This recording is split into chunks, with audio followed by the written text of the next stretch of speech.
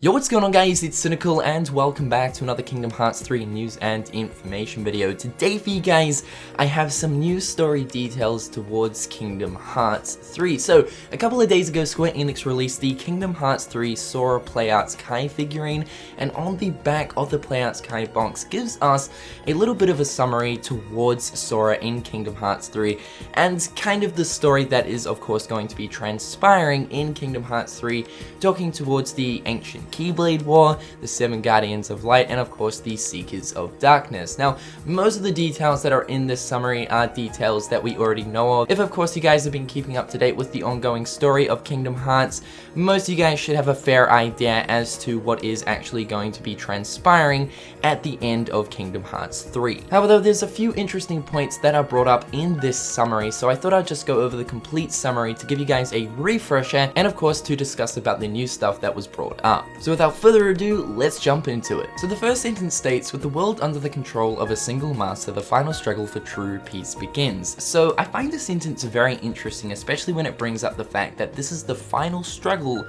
for true peace.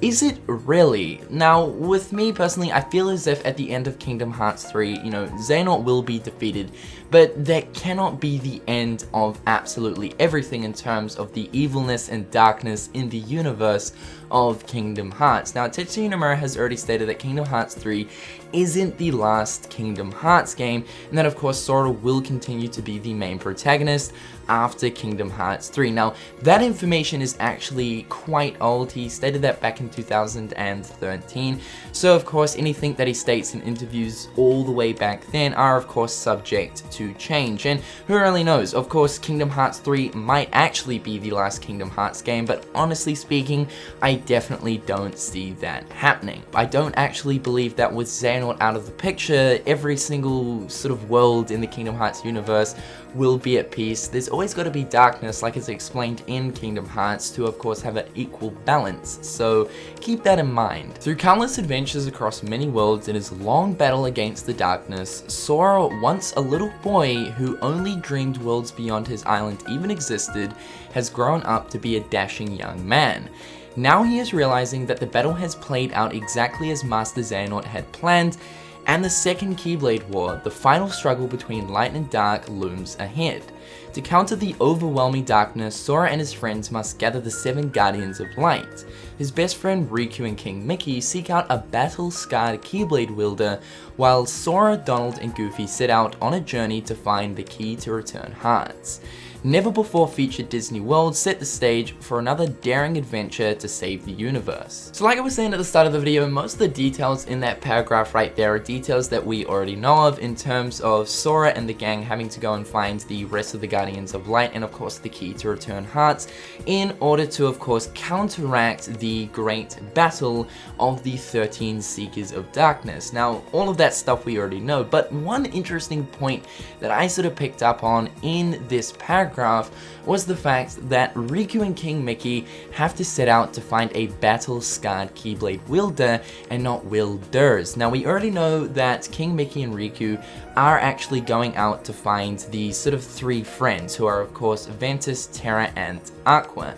Now when upon reading this you'd probably think, okay, they're trying to find Aqua, but then again, Tetsuya Nomura has said that at the end of Kingdom Hearts 0.2 Birth by Sleep, Aqua will be saved. Now, this is a summary for Kingdom Hearts 3 and not 0.2 Birth by Sleep. So is it possible that in this paragraph, when they actually bring up a battle-scarred Keyblade wielder, they're not actually referring to Aqua, but rather somebody else? Now, exactly who this somebody else could be, who really knows? What pops into my head when they're mentioning battle-scarred Keyblade wielder could possibly be Master Eraqus, but then again, Eraqus, as of right now, is of course residing inside of Terra. Is it possible that when they mention battle-scarred, they could be referring to a character within the Kingdom Hearts Key universe, possibly referring to perhaps the Foretellers, maybe Ephemera, or maybe even Scold? I also love the fact that they mention never before featured Disney World set the stage for another daring adventure to save the universe. That really gets me hyped because of the fact that we know that Kingdom Hearts 3 is going to be including a bunch of new Disney properties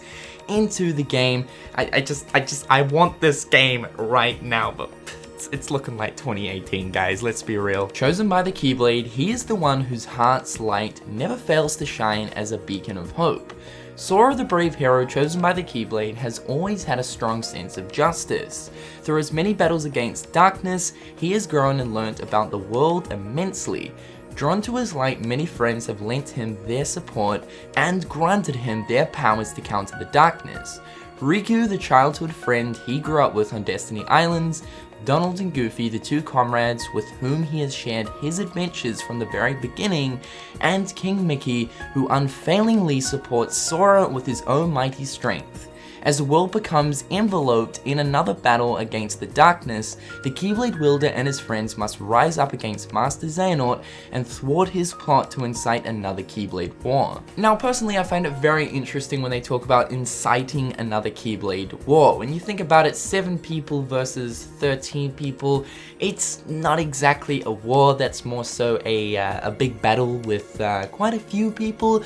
But when you're looking at a war, you're literally looking at like hundreds and thousands of people all coming together to fight. You know, that's what a war is. So it leads me to believe that possibly with the clash of the 7 Guardians of Light and the 13 Seekers of Darkness, perhaps maybe it might actually resurrect or raise the spirits of the fallen Keyblade wielders that of course reside in the Keyblade graveyard. Because once again, going back to it, if we actually look at the Keyblade War from the end of Kingdom Hearts Key, we could actually see a lot of people banding together to of course fight between each other. But of course then you just look at the 7 Guardians of Light and the 13 Seekers of Darkness fighting together, that's not a war. It would actually be so badass and so insane that if we get to the Keyblade graveyard at the end of Kingdom Hearts 3 and there's literally hundreds of different Keyblade wielders running around the place, swinging their Keyblades everywhere, and we're having to like fight through them as Sora doing all sorts of flips and tricks and cool shit, I am actually going to sit there freaking the nipple out. However guys, that's all the news and information I have for you guys today, talking towards some news story details towards Kingdom Hearts 3. Like I said, you know, most of these are things that we already know of, and of course, like if you guys have been keeping up to date with the story of Kingdom Hearts 3, most of the stuff is familiar to you guys, but there are a few different things in here that really did pique my interest. However guys, hopefully you're having a fantastic day, and until next time guys, I'll catch you later. Peace.